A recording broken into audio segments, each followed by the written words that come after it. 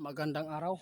May ibang lugar ngayon nababahala at nakapanood sa ating video. Kaya agad po silang nagpaabot sa atin. Natakot sila, baka daw mabutas po yung nakaharang sa araw. Kaya ito po ang nararamdaman po nilang init po doon sa kanila. Kaya ito ang request nila mga idol. Nakakamatay po ba itong init na to doon sa kanila? Kaya gusto daw nilang malaman sa ating kaibigan mula nang ipinapaabot ng ating kaibigan na talagang natutunaw na po talaga ang nakaharang sa araw. Kaya ito po ang nararamdaman po natin dito sa mundo, at lalo na ang araw palapit ng palapit sa mundo. Kaya wag lang po tayo magpanik, wag kayong mabalisa mga idol.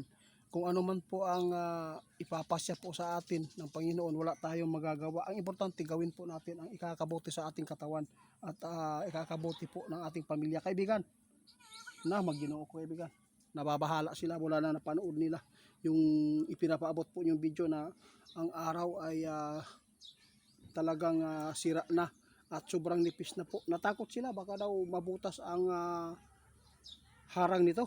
Kaya ito po ang nararamdaman po doon sa Jinsan. Sa Jinsan po ito mga idol, marami po akong followers dyan. Oo, sinabi po niya, nakakamatay po ba ito? Of course daw mga idol, nakakamatay talaga yan kung magpasobra kayo sa trabaho sa init, lalo na pag mataas ang inyong dugo. Heat stroke mga idol, iwasan nyo. Mas maganda magsimula kayo kahit wala kayong kain pa, kung talagang trabahante talaga kayo, no? Magsimula lang kayo sa medyo may madilim-dilim pa, no? Para maaga kayo, para hindi masagad yung oras na kinakailangan sa amo. Mga idol, tandaan po ninyo, ang buhay natin isa lang ha. Itong init na nangyayari ngayon, talagang makakamatay po talaga. Oo, wag lang tayo magpanik, di ba? Itong nangyayari mga idol, talagang nakikita ng ating kaibigan. Kaya ito po ang dating ng init dito sa atin. Yung mundo natin, sa sobrang abuso natin sa paggalaw sa kalikasan. Kasi mga idol, isa po ang kalikasan mga idol na magbibigay po ng malamig. Kasi ang kalikasan nagbubugayan papunta doon sa taas sa himpapawid na malamig sana. Wala naman pong mga kakahuyan, upaw naman. Ano pa ang maibigay po ng kalikasan dito na papunta para magbigay ng lamig, presko, papunta sa taas? Wala na. Wala nang singaw ba? Wala na hungaw di sa kakahuyan karon tungod kay gipang kaingin na hurot na og laging ang mga kahoy nga mga tag-as og dagko. Isa po ang kalikasan magbibigay at magprotekta sa ating panahon. Ngunit inabuso ang balik dito sa atin. Kaya sinabi ng ating kaibigan kaya nagnipis na, natutunaw na ang harang, kasi ang harang mga idol, nangangailangan din po sila ng labig na galing po sa kalikasan. Ito po ang sinabi po ng ating kaibigan noon pa. Kaibigan, grabe. Kaya huwag kayong matatakot mga idol. Kung ano man po ang mangyayari dito, pwede man tayo na sumilong, patulad nito mga kakahuyan. Alam po niyo mga idol, ang kahoy, isa po dito sa magbibigay po talaga ng presko na hangin. Oh, guys, palatandaan na ito na ang mundo natin pasira na dahil sa tao din yan.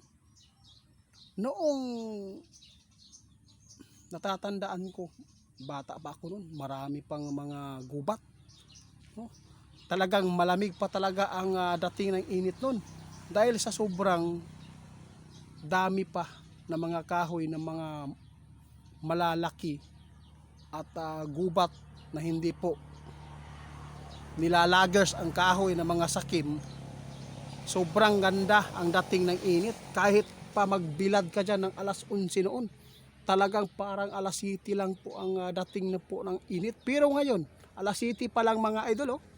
Tingnan po ninyo, parang alas 11 na ang dating ng init. Kaya mag-ingat tayo kasi natatakot si kaibigan. Hinulaan po niya ito, parang naisip ko talaga ito po ang magbibigay po ng katapusan sa tao. Kasi lahat po daw ng bagay dito na nakikita natin, pwede itong mamamatay sa pamamagitan po ng araw, init. Susunugin. Sino po pa makakaligtas dyan? Oo. Kaya dapat sana kung mayroon pong mabuting mga tao, magtanim tayo ng kakahuyan, no? Mga kahoy. Para po ito po ang magprotekta sa mundo natin. Kung magpapatuloy po ang mga loggers, sana po, no? Yung DNR kasi naghigpit eh. Hinigpitan nila nga yung nakakamatay sa tao, yung mga king cobra, hinigpitan nga nila na hindi daw galawin. Kaya ito po sana ang pinahigpitan. Kasi napakaraming mayaman na tao na loggers na hindi po ginagalaw nila. Yun po ang totoo. Hirap mga idol, kaibigan. Pinapaliwanag ko lang po ng mabuti sa kanila mga kaibigan para maintindihan nila kung bakit po ito. Oo, kung bakit po ito nangyayari. Oo. Sa Jinsan, alam po nyo mga idol, sa Jinsan, ito po ang ipinapaabot sa atin. Nababahala talaga sila dahil nagbabala po ang LGU Manyata yun na hindi po masyadong tatrabaho sa sobrang init na dahil napakadelikado po sa tao. Posibleng ikakamatay po ninyo lalo na pag may mataas kayong dugo, no? Guys, paki-report Tigo Sander 88 Fans 2.0 sa TikTok at sa Facebook ha. Salamat po sa inyo. Tandaan po ninyo itong sinabi ng ating kaibigan na ito po ngayon ang kinatatakutan nila na mangyayari po dito sa mundo, ang araw, dahil sira na talaga, lumalapit na talaga dito sa atin kasi wala nang protekta talaga guys.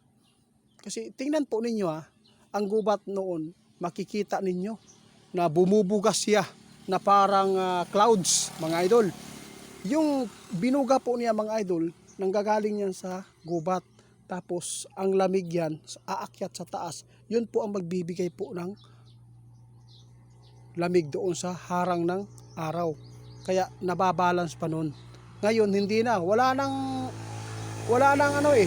kahoy na mga old kasi pinagpipirahan na ng mga sakim. Kaya ito po naaani natin. Hanggang dito na lang mga idol. Salamat sa inyong mga pagtugon. Huwag po kayong magpasobra sa oras nagtrabaho. Kailangan maaga pa para mabalance po ang kinakailangan po ng amo ninyo na oras para po hindi kayo mapapahamak sa sobrang init. Delikado. Makamatay ng init.